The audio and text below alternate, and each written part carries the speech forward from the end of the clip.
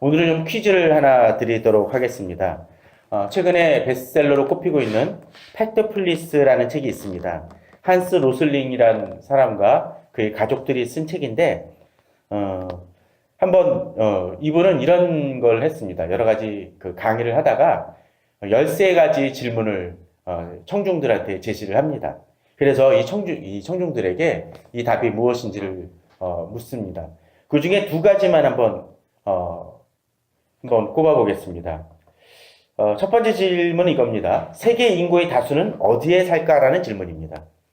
첫 번째 저소득 국가, 중간소득 국가, 고소득 국가입니다. 어디인 것 같습니까?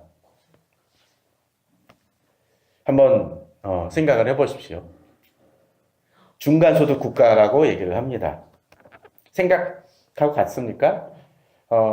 이분의 통계에 의하면 원숭이가, 침팬지가 이물을 뽑는 것보다도 이 정답률이 떨어진다고 합니다. 다음 문제입니다. 지난 20년간 세계 국가 중에서 인구에서 그 극빈층 비율은 어떻게 바뀌었을까라는 겁니다. 좀 글자 좀 잘못 나왔죠? 거의 2배로 늘었다. 두 번째, 거의 같다. 거의 절반으로 줄었다. 뭘까요? 자, 생각을 해보십시오. 손들기는 안 하겠습니다. 거의 절반으로 줄었다입니다. 이렇게 보게 되면 이런 전반적인 그런 내용들을 보게 되면 대부분 좀 세계에 대해서 너무 낙관주의로 보는 것은 아닌가라는 생각을 가질 수 있습니다. 실제로 그런 면모들이 어느 정도 있는 것도 사실입니다. 그런데 이분이 그 이력을 보게 되면 꼭 그것이 아님을 보게 됩니다. 이분은 보건의학회에서 되게 유명한 분으로서 국경 없는 의사회를 만든 분입니다. 그래서 세계 곳곳에 여러 번 이제 힘들고 어려운 곳을 찾아가면서 사람들을 치유하는 일들을 했습니다. 그럼에도 불구하고 이분이 이러한 책을 쓰고 팩트 플리스, 곧 사실 충실성이라는 제목으로서 글을 썼던 이유가 바로 어떤 세계의 문제에 대해서 바라볼 때 있어서 그 세계 문제에 대해서 그저 어떤 두려움이라든가 근심이라든가 걱정, 그저 어떤 부정적인 생각을 갖고 있는 것만이 문제 해결을 가져오는 것은 아니라는 것입니다. 오늘 주보에도 제가 그 인용문을 썼지만 공포와 위험에 대한 이야기를 합니다. 이번은 이렇게 얘기를 하죠. 공포와 위험은 엄연히 다르다. 무서운 것은 위험해 보인다. 그런데 정말로 위험한 것이 진짜 위험 요소가 있다. 진짜 위험한 것보다 우리를 놀라게 하는 것에는 지나치게 주목하면, 즉 공포에 지나치게 주목하면 우리 힘을 엉뚱한 곳에 써버릴 수 있다라고 얘기를 합니다. 그렇습니다. 실제로는 일어날 가능성이 아주 적은 일인데 어떤 한 사람이 갑작스럽게 죽음을 통해서 그 죽음이 안타깝지 않은 것은 아니지만 어쩌면 100명을 구할 수 있는 그러한 일들에 투자하기보다는 가능성이라고는 0.01%밖에 안 되는데 그런 곳에 집중할 수 있는 위험성을 지적하면서 사실을 정확하게 알아야만 세계의 문제를 해결하는데 더 효과적으로 대처할 수 있다라는 생각에서 이분은 이러한 책을 썼습니다. 사실 이 책을 거의 완성할 단계쯤 돼서 이분은 세상을 떠납니다. 이분의 삶을 보게 되면 세상을 바꾸기 위해 정말로 노력하고 이 부분에 힘써왔다는 것을 알 수가 있습니다. 재밌는 것은 이 13가지 질문을 던지게 되면은 참 많은 사람들이 틀린다고 합니다. 그런데 정말 재미난 것은 못 배운 사람이거나 또는 학식이 있고 뛰어나고 어떤 때 심지어 그 부분에 전문가라고 하는 사람들조차도 오히려 정답률은 비슷하다고 합니다. 선진국이라서 다르냐? 아니라는 것이죠. 그러한 이유가 뭘까요? 사람들은 열심은 내지만 정작 사실에 근거해서 열심을 내지 못하는 경우들이 상당수 있다는 것입니다. 정확한 진단이 중요합니다. 정확한 사실 파악이 중요합니다. 제가 굳이 이러한 것을 오늘 이 시간 언급하는 이유 중에 하나는 바로 오늘 본문과 어느 정도 연관성이 있겠다라는 생각을 가지기 때문입니다. 오늘 본문을 잘 보게 되면 오늘 본문은 읽으면 읽을수록 특별히 세번역 같은 것으로서 한번 성경을 읽어보게 되면 기도문 같습니다. 저희들이 이미 계속적으로 보았던 것처럼 시편 119편은 말씀에 대한 교훈과 말씀의 도전, 말씀을 왜 우리들이 붙들어야 되는지에 대해서 계속적으로 얘기해 줍니다. 근데 오늘 본문은 특별히 기도에 대한 모습을 많이 보여주고 있습니다. 자, 한번 보십시오. 145절, 146절에 보면 여호와여 내가 전심으로 부르짖었사오니 또는 내가 주께 부르짖었사오니라고 얘기합니다. 또 뒤에 보게 되면 공통된 한 단어가 있죠. 내가 주의 교훈들을 지키리이다. 또 뒤에서도 내가 주의 증거들을 지키리이다고 되어 있습니다. 이것만 보게 되면 그저 말씀에 대한 또 또한 도전을, 교훈을 준다라고 생각이 들어집니다. 물론 여기는 그냥 지나가는 얘기를 드리지만 여기서 지키다라는 단어는 우리나라 번역성에는 똑같은 단어지만 사실 원어는 좀 다르고 의미적으로 좀 의미가 다릅니다. 어떤 건 성벽을 지킨다고 되어 있고 어떤 것은 경계를 어떤 지키는 그런 모습들이 있지만 본문에서 지금 여기서 다루고자 하는 것은 아니기 때문에 제가 그 부분은 이야기를 하지 않습니다. 그런데 여기서 이 저자가, 이 시편 기자가 내가 주의 교훈을 지킬 것이다, 내가 주의 증거들을 지킬 것이다 라고 얘기를 하는데 분명 그것은 우리들에게 중요한 부분들이고 말씀을 지키며 나가는 것은 중요한데 그 말씀을 지키기 위해서 그 힘이 원천이 어디서 나오고 그 근거가 어디에 기반을 하는지도 중요한 의미가 있을 것 같습니다. 만일 내가 지키라고 얘기를 하지만 그것이 내게 의미가 없다라면 그것의 중요성을 모른다라면 말씀을 지키고자 하는 열망이 나올래야 나올 수 없다라는 것이죠. 그런데 오늘 본문을 보십시오. 앞부분 한번 보십시오. 여호와여 내가 전심으로 부르짖었사오니 내게 응답하소서. 또 146절도 내가 주께 부르짖었사오니 나를 구원하소서라고 되어 있습니다. 무슨 얘기입니까? 주께 기도하고 또 주께서 응답하시는 것을 알기 때문에 우리는 그 약속에 힘입어 주의 말씀을, 주의 증거들을 더 지키고자 하는 열망이 나온다는 것이죠. 그러면 이 얘기는 어떤 얘기입니까? 기도가 어떤 힘을 가지고 있는지를 알기 때문에 그 기도의 응답을 이루시는 주님을 더 의지하며 나아간다는 것이죠. 특별히 이 말씀을 이야기하면서 이 구절은 무슨 말을 반복하고 있습니까? 부르짖었사오니라고 되어 있습니다. 145절에는 전심으로 온 마음을 다하여 부르짖는다고 되어 있습니다. 그렇습니다. 말씀을 사랑하는 이들은 기도하는 이들입니다. 그런데 이 기도가 어떻습니까? 조용히 그냥 기도하는 것이 아니라 간절함으로 기도하는 것을 보게 됩니다.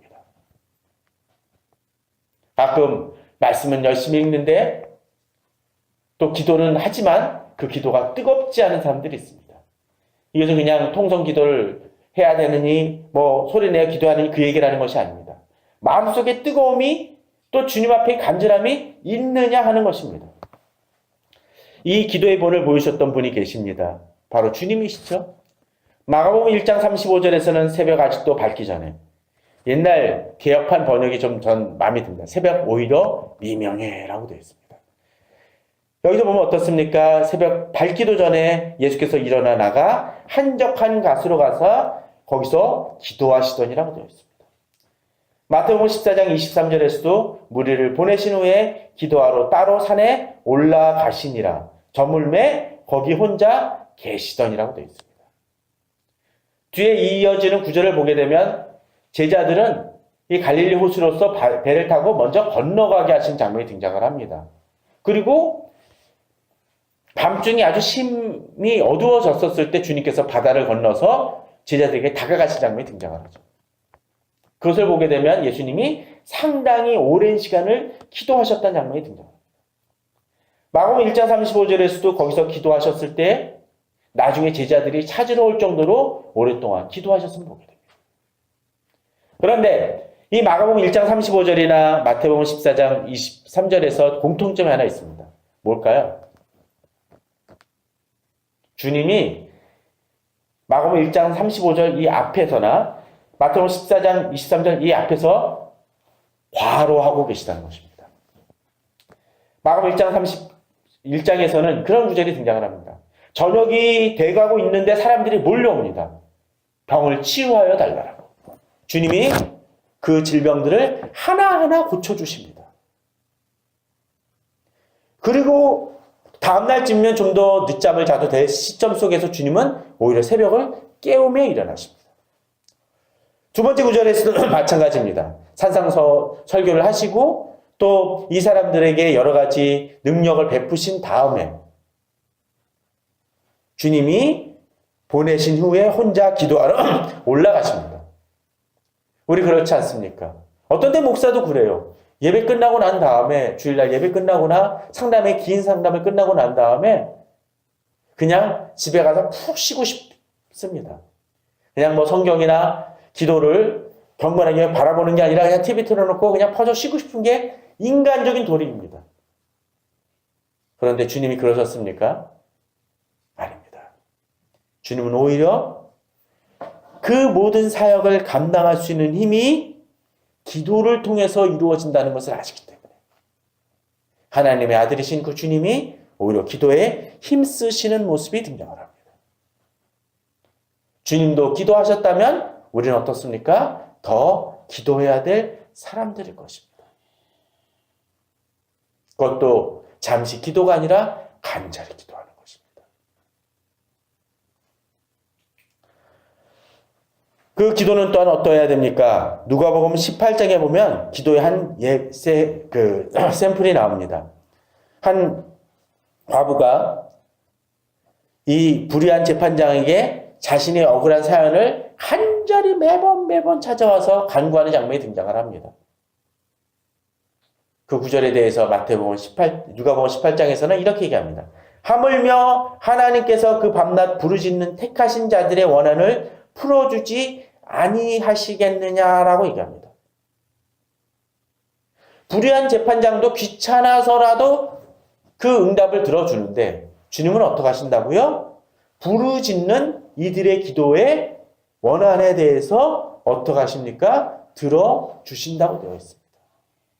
그러기에 우리는 더욱더 주님께 기도해야 됩니다.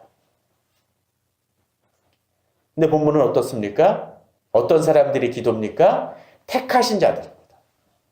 그럼 뭡니까? 우리는 기도할 특권이 우리에게 주어졌음을 알 수 있습니다. 그럼에도 기도하지 않는 건 그 특권을 사용하지 않는 것입니다. 만약 어떤 사람이 상품권이 있는데 영화 티켓이 공짜로 생겼는데 그것을 사용하지 않는다면 억울해가지고 막 그럴 겁니다. 얼마 전에도 어느 분한테 그 워터파크 티켓이 있어가지고 생겨가지고 어느 그 어린 자녀를 가진 가정한테 줬습니다. 여러 가지 바쁘고 힘든 게 있는데도 불구하고 열심을 내서 갔다 와서 좋은 시간 보냈다고 이야기를 하더라고요. 그런 티켓에서도 우리는 아까워서라도 사용을 하는데 주께서 주신 특권을 사용하지 않습니다. 응답해 주시겠다고 얘기하시는 그 특권을 사용하지 않을 때가 많습니다. 그런데 여기서 또 기도 제목의 특징이 있죠? 부르짖는 자들이고 택하신 자들인데 이들이 어떻습니까? 밤낮 부르짖습니다. 기도에 뜨거움이 있음을 보게 됩니다. 그렇게 기도하는 자들의 기도를 하나님은 결코 간과하시지 않는다는 거죠. 오늘 참으시겠느냐? 아니라는 것입니다. 그런데 재미난 구절이 있습니다. 뒷구절입니다. 내가 너에게 이르노니 속히 그 원한을 풀어주시라. 약속해 주십니다. 약속이니까 그 약속을 붙들고 기도해야 됩니다. 재미난 것은 그러나 인자가 올 때에 이 세상에서 믿음을 보겠느냐. 이 구절만큼 우리를 답답하게 하는 구절이 있겠습니까? 응답에 되지 않는 이유가 뭐라고요? 믿음이 없기 때문이라는 겁니다. 다른 구절에서 성경은 기도함에도 불구하고 주 믿음으로 나아감에도 불구하고 응답되지 않는 이유를 뭐라고 합니까? 저자씨 하나일 만한 믿음이 없기 때문이라고 되어 있습니다. 그렇게 본다면 우리 기도가 얼마나 연약했는지를 볼 수가 있습니다. 그러기에 우리는 기도해야 됩니다. 부르짖어야 됩니다. 부르짖는데 우리의 온 마음을 다하여 부르짖을 수 있어야 될 것입니다. 계시록 5장 8절에서도 이렇게 얘기합니다. 두루마리를 취하심에 네 생물과 24장로들이 그 어린 양 앞에 엎드려 각각 검은고와 향이 가득한 금대접을 가졌으니 이 향은 뭐 어떤 것입니까? 성도들의 기도들이에요. 우리가 골방에서 또는 잠시 침묵하며 기도할 때, 또 어떤 때 마음이 너무 고통스러워서 제대로 소리도 내지 못하고 기도할 때 그 기도가 다 땅에 떨어지는 것 같지만 오늘 보면은 뭐라고 얘기합니까? 이 기도가 누구 앞에? 어린 양 앞에. 향으로서 드려지는 제사가 되어지고 있다는 것입니다. 우리 기도는 땅에 떨어지지 않습니다. 문제는 기도하지 않는 것입니다. 계시록 6장 9절 11절에서 그렇게 얘기합니다. 말미암아 죽음을 그들이 가진 증거로 말미암아 죽임을 당한 영혼들이 제단 아래에 있어 간구합니다. 근데 하나님은 그 탄원을 응답해 주시겠다고 약속하고 계십니다. 저는 우리 성도님들이 그러한 믿음으로 나아가셨으면 합니다. 그럴 때 주께서는 분명 응답하십니다. 또한 그 응답과 구원만이 아니라 그 응답과 구원을 알기 때문에 우리가 어떻습니까? 주의 말씀을 지킴으로 나아갈 수가 있는 것입니다. 이 얘기는 무슨 얘기입니까? 우리가 기도할 때 주의 말씀을 가지고 기도하며 나아가야 된다는 것입니다. 종종 기도할 때 기도는 하지만 제대로 기도하지 못하는 사람들이 있습니다. 자기 멋대로 기도하고 자기가 생각하는 주관적인 생각 속에서 기도를 합니다. 앞서 제가 예를 들었던 그 문제에서 팩트 플리스, 곧 사실 충실성이라는 얘기를 했던 이유 중에 하나는 우리가 사실에 근거할 때 세상을 변혁할 수 있는 셈이 생기는 것처럼 우리가 진정으로 제대로 기도하기 위해서 필요한 것이 무슨 얘기입니까? 사실이 필요합니다. 무슨 사실? 말씀의 약속이 무엇인지, 어떻게 기도하러 우리에게 말씀하시는지를 볼 수 있어야 되고, 또 하나님의 뜻이 어디에 있는지를 알 때 그 기도를 붙들고 나아갈 때 그 기도는 분명히 응답되어진다는 것입니다. 부르짖을 때 제대로 기도해야 된다는 거죠. 마치 전화번호를 틀리게 어느 사람한테 걸어놓고서는 그 사람한테 아무리 이야기하면 무엇입니까? 아무리 이야기해봤자 답이 없습니다. 제대로 기도해야 됩니다. 그 뒤에 보게 되면 이제 이렇게 얘기를 합니다. 그렇게 주께 지키겠나이다라고 얘기를 하는데 이 사람의 하는 행동이 무엇입니까? 내가 날이 밝기 전에 부르짖으며 주의 말씀을 바라싸우며 주의 말씀을 종이 읊조리려고 내가 새벽녘에 눈을 떴나이다고 했습니다. 지키기 위해서 이 사람이 하는 행동이 어떤 것입니까? 그 말씀을 알기를 원합니다. 그러기에 부르짖고 주의 말씀을 바라고 주의 말씀을 읊조리려고 새벽에 눈을 뜹니다. 저는 이 구절을 보면서 많은 생각들을 해봅니다. 어떤 면에서는 이것이 새벽 기도를 깨우라는 얘기처럼 들려질 수도 있습니다. 그것도 맞는 것 같습니다.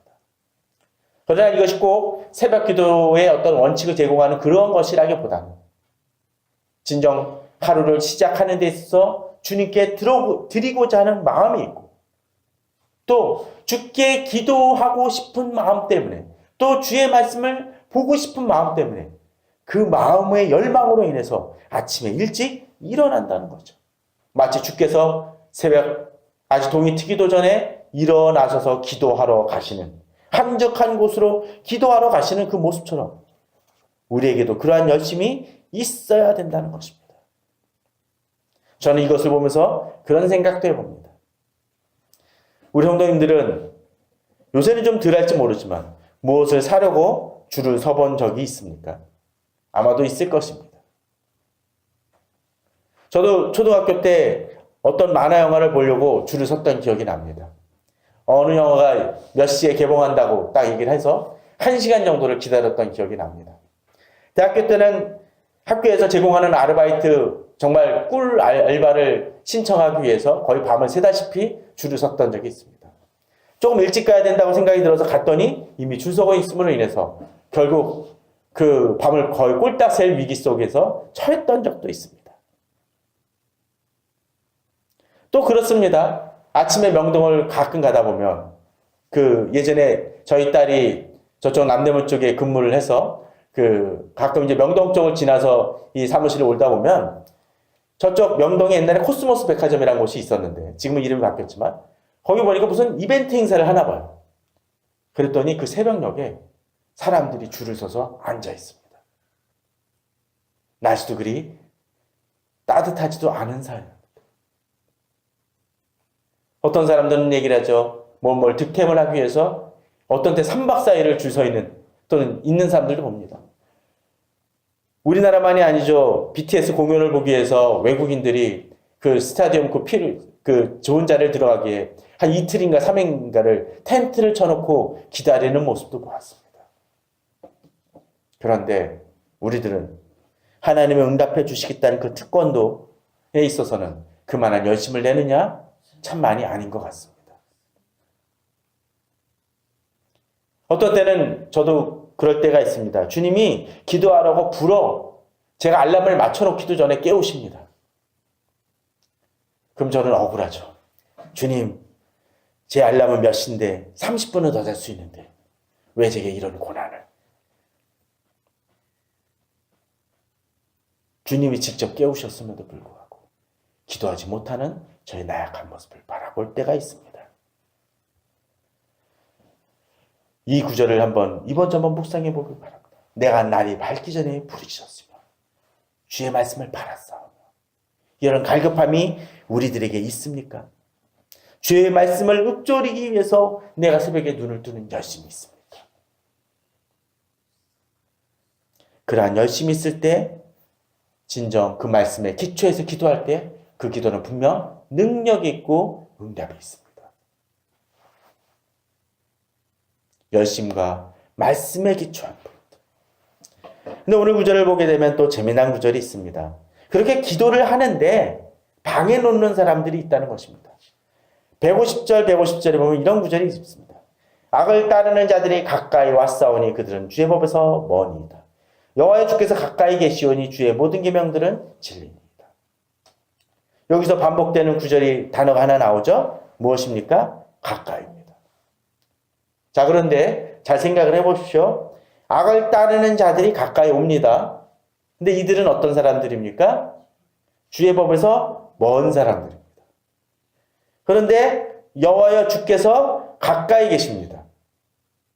자, 그러면 악을 따르는 자 그리고 하나님, 우리 이 셋이 다 가까이 있을 수 있습니까? 없습니다.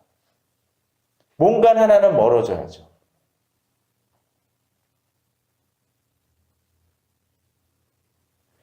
그렇게 따져봤었을 때 지금 우리는 어느 위치에 있는지 좀 살펴볼 필요가 있습니다. 여호와께 가까웁니까? 좋은 일입니다. 그러면 악을 따르는 자들과 가까이 있어야 됩니까? 멀어야 됩니다. 왜? 그들이 주의 법에서 멀기 때문에. 근데 만일 내가 교회도 다니고 정말 불의와 악을 행하고 자기 멋대로 살아간 사람들과도 가까이 있으면 뭐가 문제입니까? 아마도 교회가 멀지도 모릅니다. 이 시대 교회가 많이 욕먹는 이유가 뭡니까? 하나님 말씀에 가까운 게 아니라 세상에 가깝고 불의에 가깝기 때문입니다. 목회자가 욕먹는 이유가 뭡니까? 결국 마찬가지입니다. 말씀에 가깝지 아니하고 세상에 가깝기 때문에 그렇습니다. 악을 따르는 자들이 가까이 온다라면 정말 내가 주께 가까이 가면 갈수록 그들은 점점 더 멀어져야 됩니다. 마치 자석에서 N극과 S극을 했었을 때 아무리 N극과 N극을 같이 붙이려고 안 되잖아요. 그런 것처럼 지금 우리들의 모습이 어떠한지를 봐야 됩니다. 결국 내가 말씀에 가까이 있지 못할 때 우리는 악을 따르는 자들과 가까이 있게 됩니다. 결국 주의 법에서 먼 자들이 된다는 거죠. 우리 기도가 응답받지 않습니까? 어쩌면 악을 따르는 자들과 가까이 있기 때문일지 모릅니다.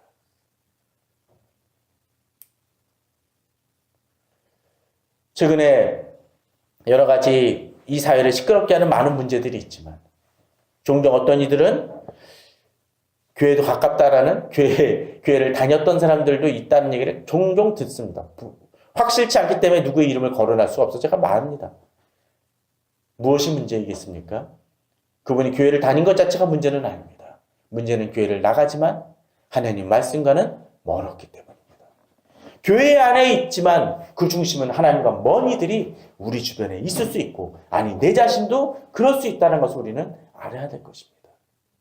그러나 진정 주의 말씀에 가까운 이들은 주 앞에 가까운 이들은 말씀을 간절히 붙들고 말씀이 어떠하고 약속이 어떠한 것인지를 알기 때문에 주께 부르짖고 또 주께 부르짖을 때 그 기도가 하나님 앞에 상달될 것을 믿고 믿음으로 기도하는 것입니다. 말씀을 통한 기도 호흡은 바로 그것입니다. 그저 외치는 것이 아니라 뜬금없이 그냥 내 생각만을 외치는 것이 아니라 약속을 붙들고 기도하는 것이고 그리고 그 약속을 놓고 기도할 때 응답이 되어지는 것이고 또 응답이 되어지기 때문에 더욱 말씀을 간절히 찾는 열망이 있는 것입니다. 열망이 없다면 무언가 문제가 있는 것입니다. 이제 점점 다음 주쯤이면 이 시편 110편도 끝나가지만 진정으로 그냥 말씀을 읽는 것만이 아니라 이 말씀이 나의 기도가 하나 되어져서 더욱더 능력으로서 응답되어지는 축복이 우리 성도님들에게 있기를 주님의 이름으로 축원합니다. 다 같이 기도하시겠습니다.